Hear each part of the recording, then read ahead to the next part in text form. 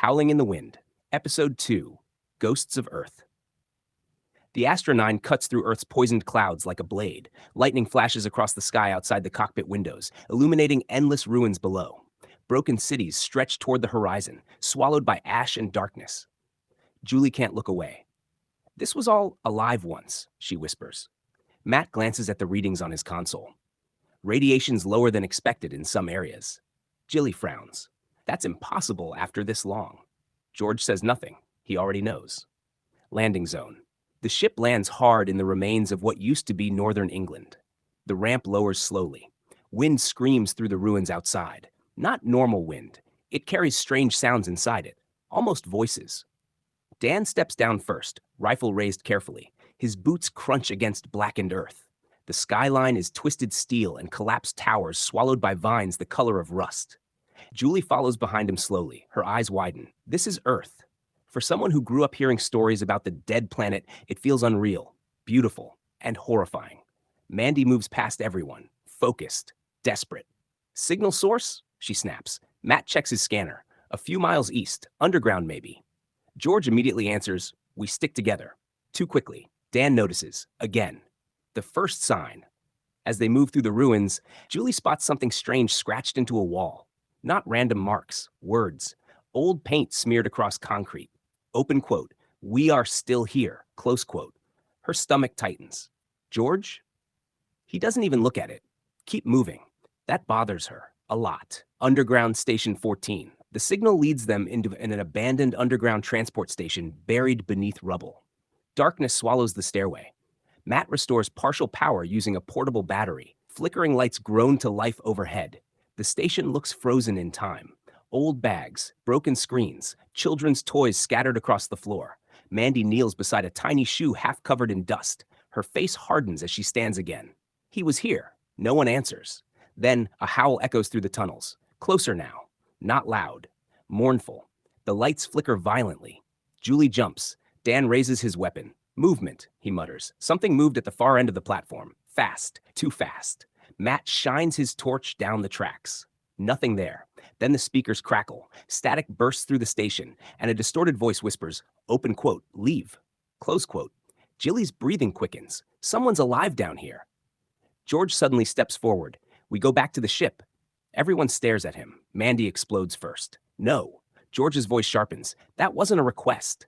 Dan slowly lowers his rifle. "Since when do we run from survivors?" George turns toward him. Cold. Since survival became impossible. That lands badly, very badly. A metallic screech erupts from the darkness. Then the lights die. Complete blackness. Julie gasps. Something lands behind them with a wet thud.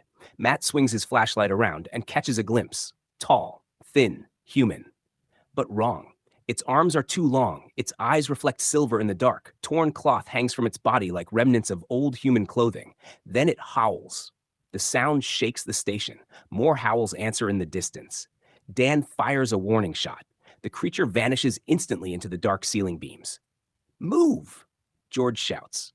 The crew sprints through the station as shapes begin moving above them. Fast scraping sounds, watching them, following them. Julie dares one glance upward and sees dozens of glowing eyes staring down from the darkness. Separated.